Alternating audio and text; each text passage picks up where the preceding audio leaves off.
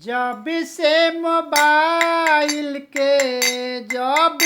Mobile के जमाना बयाई, जिंदगी के सिस्टम भी बदलाई।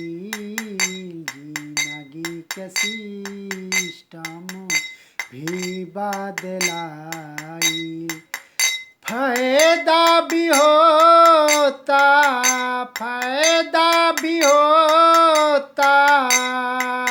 थोड़ा होता नुकसान हो। बहुते हिलाई के पढ़ाई गड़बड़ाई। जब से मोबाइल के जमाना बयाई, ऑनलाइन खेलल जाता रोज रोज गेम हो। परीक्षा में लइका हो जाता फेल हो। बाबू माई केतनो बोले मानत नाही बतिया। मोबाइल के कारण मारल गइले मतिया। फायदा नुकसान इनका समझ में न आई। जब से मोबाइल के जमाना बयाई, जिंदगी के सिस्टम भी बदलाई। जिंदगी के सिस्टम भी बदलाई।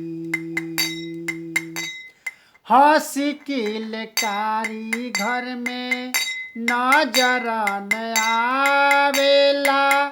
जे जहाँ बैठल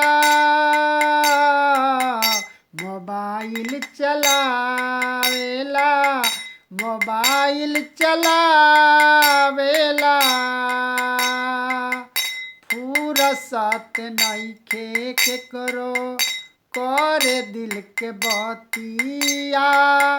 मोबाइल चलावे में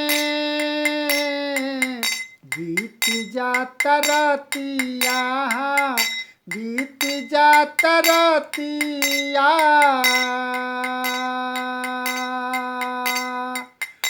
आँखिया खराब होता दिमाग चकराई।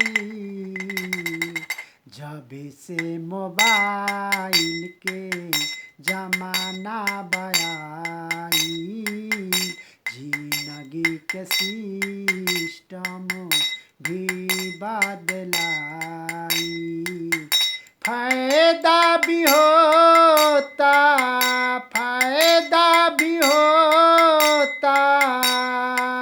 थोड़ा होता नुकसान हो। बहुते हिलाई के पढ़ाई गड़बड़ाई।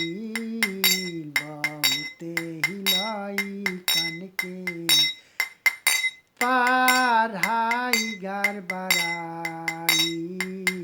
जब से मोबाइल के जमाना बयाई, मीटिंग सेटिंग सब हो जाता। साइबर क्राइम भी बढ़ल जाता। साइबर क्राइम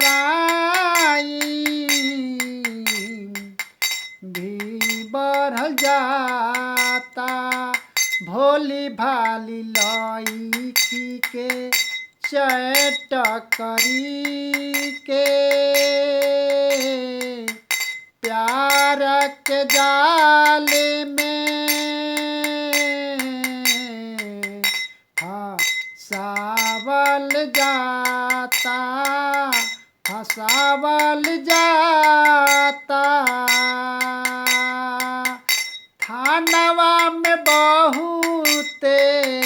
थानवा में बहुते बा रपट लिखाई जब से मोबाइल के जमाना बयाई जिंदगी के सिस्टम भी बदलाई। फायदा भी होता